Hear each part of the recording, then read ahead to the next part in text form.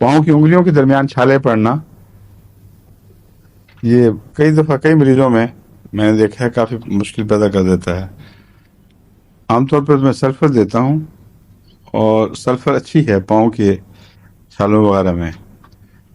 شاہ جی کوئی ہو جس نے کہا ہو کہ بالکل فائدہ نہیں ہوا، ورنہ عام طور پہ ہوتا ہے، لیکن یہ کہتے ہیں کہ پلمبم کا اس سے گہرا تعلق ہے۔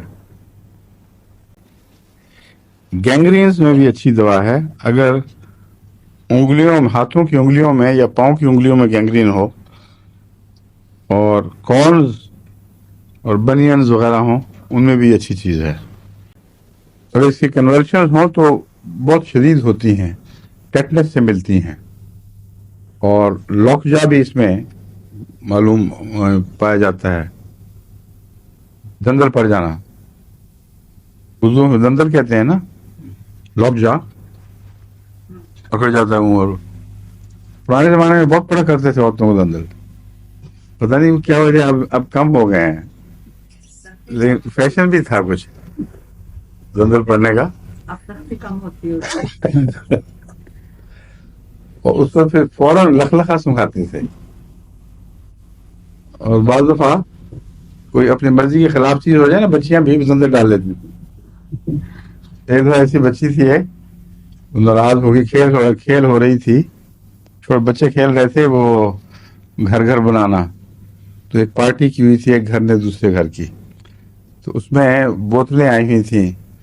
اس زمانے میں روز بوٹل اور لیمن بوٹل اور بنانا بوٹل بڑی مشہور ہوتی تھی، اوپر گول سی ہوتی تھی وہ گولی، اوپر لکڑی کا اوپر سے ڈبیا سی اوپر مار کے نا مٹھی سے، پھر وہ گولی کھولتے، بوتل کھولتے تھے۔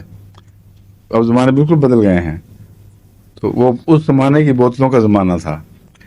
اور ایک بچی نے مچانا شروع کر دیا کہ میں نے تو بوتل پینی ہے، باہر مہمانوں کا انتظار نہیں ہو سکتا۔ تو انہوں نے کہا کہ سوال ہی نہیں، یہ بد اخلاقی ہے، مہمانوں کے آئے بغیر کبھی بوتل نہیں ملے گی۔ تو اس نے دندل ڈال دی فوراً، اور دندل پڑتے ہی اتفاق سے وہاں ایک ڈاکٹر صاحب کی بیٹی بھی کھیل رہی تھی ساتھ، تو انہوں نے فوراً اس کی توجہ کی، ڈاکٹر فلاں آ جاؤ آ جاؤ آ جاؤ۔ تو اس نے دیکھ کے کہا کہ ختم ہو چکی ہے، کوئی علاج نہیں، یہ مر چکی ہے۔ اس پر اس کی ایک بہن نے کہا کہ ہائے بیچاری کی آخری خواہش یہ تھی کہ میں وہ بوتل پیوں، تو کیوں نہ تھوڑی سی بوتل منہ میں ڈالے۔ تو انہوں نے کہا ٹھیک ہے، اور کسی نے کہا کہ رنگ نہیں پتا کون سا پسند تھا، تو دندل کے بیچ میں سے واضح سرخ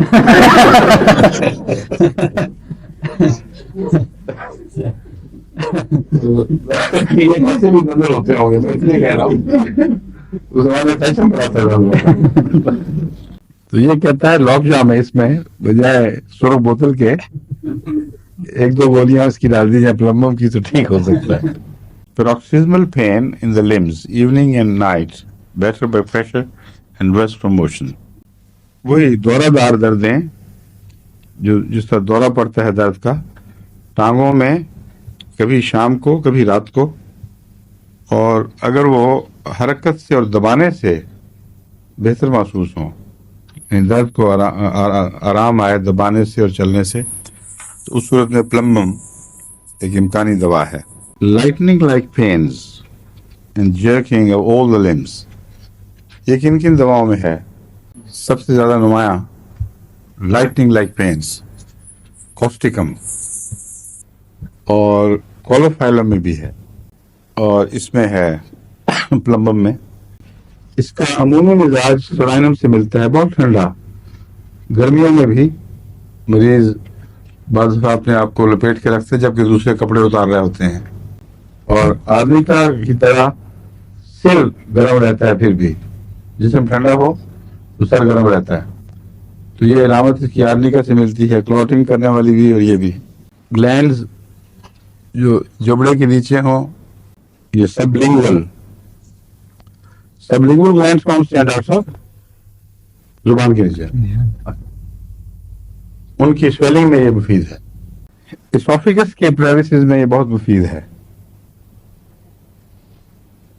جو پارشل پریویسز ہیں ان میں نے بتایا نا مفید ہے، مگر اسوفیگس میں اور یہ زیادہ مفید ہے، اور جو ووکل کارڈز ہیں ان میں کوسٹیکم زیادہ مفید ہے. یہ ہر ایک کی اپنی اپنی ایک افینیٹی ہے. تو اگر ووکل کارڈز میں یعنی بولنے کی جو ہے نا اسٹرنگز جن سے وائبریشن سے ان کی تھرتھراہٹ سے آواز نکلتی ہے، ان میں اگر ہو فالج تو کوسٹیکم، اور اسوفیگس میں ہو غلط نکلنے کا رجحان، بعض دفعہ پانی اوپر چڑھ جاتا ہے، بعض دفعہ سانس کی نالی میں چیز چلی جاتی ہے، یہ اگر وقت پہ پکڑا جائے تو پلمبم اس کو آن سلاٹ کو روک دیتا ہے. بہت اچھا ٹونک ہے اس میں. کنسٹرکشن آف انٹسٹینس، کنسٹرکشن آف انٹسٹینس اندر تناؤ اور کھچاؤ پیدا ہو جائے. نیول کا پہلے ہے،